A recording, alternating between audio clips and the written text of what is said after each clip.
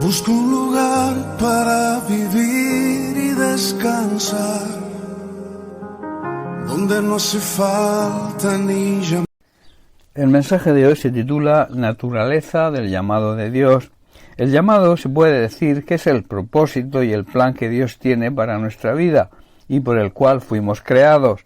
En Mateo capítulo 20, versículo 16, Jesús habla de la universalidad del llamado. Dice así: así los primeros serán los últimos y los últimos serán los primeros, porque muchos son llamados, mas pocos los escogidos. Lo que Jesús está diciendo es que muchos no entienden su llamado, muchos no entienden que han sido elegidos con un propósito divino, o dicho de otra manera, muchos son llamados y pocos son los que responden al llamado. En Isaías capítulo 6, versículo 8, el profeta dice: después oí la voz del Señor que decía: ¿a quién enviaré y quién irá por nosotros? Entonces respondí yo: heme aquí, envíame a mí.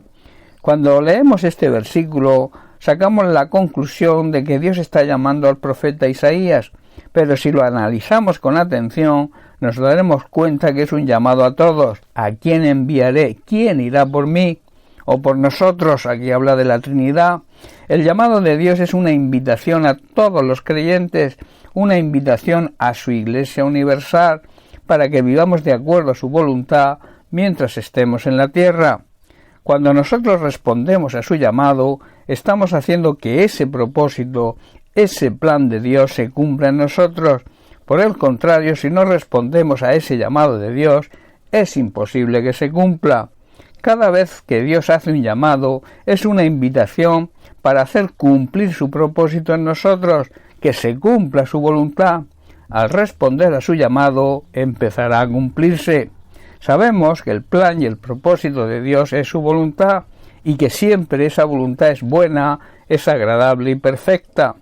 Así lo expresa el apóstol Pablo en Romanos capítulo 12, versículo 2, donde dice: no os conforméis, no os adaptéis a este siglo, a este mundo, sino transformaos por medio de la renovación de vuestro entendimiento, o sea, de vuestra manera de pensar, para que comprobéis cuál sea la buena voluntad de Dios, agradable y perfecta. La voluntad de Dios se puede analizar desde dos puntos de vista. La voluntad, digamos, general y universal, la cual es la misma para todos los creyentes, para toda la Iglesia, y que la encontramos implícitamente en la palabra de Dios, en la Biblia. Y el segundo punto de vista es que la voluntad de Dios también es específica y personal, que va directamente hacia nosotros en particular y de forma directa. Dios nos hace este llamado por medio del Espíritu Santo y a través de nuestra conciencia, la cual nos dará testimonio interior de lo que Dios quiere que hagamos. En cualquier caso, ¿qué es lo que Dios quiere de nosotros según la Biblia? La Biblia nos enseña la manera de llevar una vida santa, que merece lo que Jesucristo ha hecho por nosotros, y al obedecerla estaremos agradando a Dios. Otra pregunta: ¿cómo responder al llamado directo y personal? El Espíritu Santo muestra el llamado a nuestra conciencia, si no está cauterizada, si no está insensible por culpa del pecado, y nuestra conciencia nos dará testimonio interno de lo que Dios nos pide a cada uno. El llamado expresa la naturaleza de quien llama, y la única forma de reconocerlo es si esa naturaleza es la misma que se encuentra en nosotros. De ahí la necesidad del nuevo nacimiento.